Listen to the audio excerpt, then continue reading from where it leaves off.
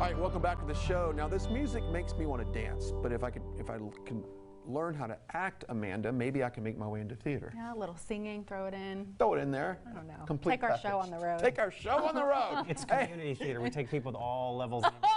Oh, here we go. You may be the next big star. He's going to dumb it down for us, is what he's saying. I got Eric in Colton joining us to talk about the Waco Civic Theater, and you guys have a great production going on right now that's hugely successful. Yes, yeah. We do a series of shadow casts during the year, and it started several years ago with the Rocky Horror Picture Show. A lot of people are familiar with that. You know, you watch the movie and yell things at the characters on stage. Yes.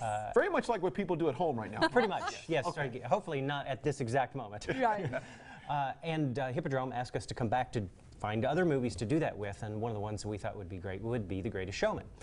So it's set to go, and we've sold it out. Well, we're going to have to do it again the following weekend. So awesome. Good for us. So the 24th and the 31st of August will be the dates when we do The Greatest Showman. And here is The Greatest Showman right here. Yeah, how is that? Daunting, fun, exciting, everything? It's a very thrilling experience because it's always like, as soon as I saw the movie, I was always like, wow, that'd be a great role to play and to just have fun doing it. And now that I'm actually getting the chance to be that role on stage, it's very exciting and just very fun to do. That's awesome. How old are you? I am 15. I know, gosh. Yeah, so much talent, so young. About P.T. Barnum's age when he started. Yeah, yeah. Very cool. Let's talk about preparing for a role like this. I mean, how long do you guys rehearse before it's showtime? Well, we started about like early, like July-ish, and then we just started building up from there. Like auditions were about early July, and then we just got the cast list, and then we were like, okay, time to start rehearsing. And so it took couple weeks to learn all the dance routines, and just you have to basically memorize the movie and what it is in it. That's the hard part. Yeah, that's the part I can't do. And we were talking before the show about what's more difficult to you as an actor, singing, dancing, or acting, and your answer was? The more difficult part for me was definitely singing, because you have to find exactly what's right for you, and you have to know what your voice style is, how well you can sing, how loud you can project, and all the major and minor difficulties of doing it. Yeah.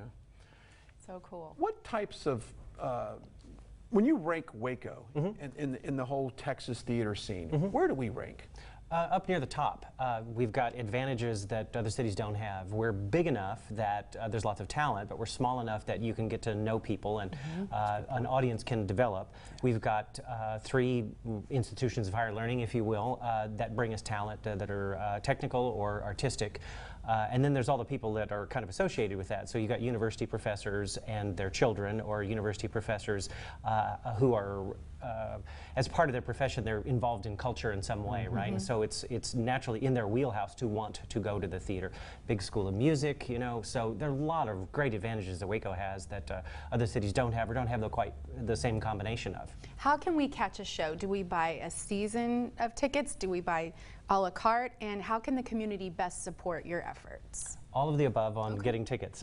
Greatest Showman's a one-off sort of thing. So actually we're doing it at the Hippodrome, so you'd go to the Hippodrome and primarily their website, since they're kind of sold out, to get tickets. But we also have a website, so you can buy tickets either for the season, or you can buy them on an individual basis. You can come by the theater, because sometimes people want to see the space, or call us up, 776-1591 if you want to.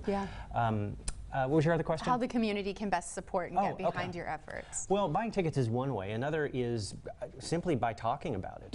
One of the things that makes a community worth living in is artistic things, like a museum or a symphony or ballet or parks, golf courses, that sort of thing.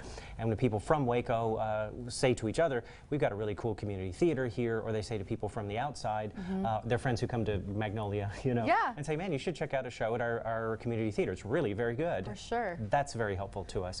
Checks are always nice. Yeah, let's go ahead and call it like we see it. Colton, what do you think about the skills that you're taking on, whether you pursue theater as a profession or not? What are you learning now that's going to change your life and enhance your life going forward? I'm learning how to definitely work well with others, because in theater you're definitely put into situations where you have to immediately bond with the people that you're working with. I'm also learning how to like actually control what I'm doing while I'm on stage, so it doesn't look kind of sloppy and messy. I'm learning how to basically take that all in and just push it all out to the audience so they can actually get the story of what I'm actually trying to perceive on stage. Yeah, I like that. fantastic. Well, we certainly appreciate you guys joining us. Once again, the website for more information about the Waco Civic Theater. WacoCivicTheater.org. There you go. When we come back, Amanda and I are going to play weather. Then we got to check on the weather. We're going to pretend like we know what we're doing. No, we got the Sunny. professional. Yeah.